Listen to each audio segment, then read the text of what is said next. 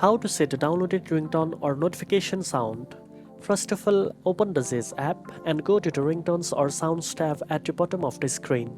Browse or search for the ringtone or notification sound. Once you find the sound you like, tap on it to preview. Then tap the download button inside the purple circle and select Save it to your media folder.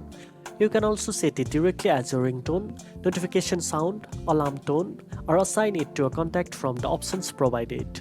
If you want to set the downloaded sound later, or if you missed the option in Zedge, open your device settings app.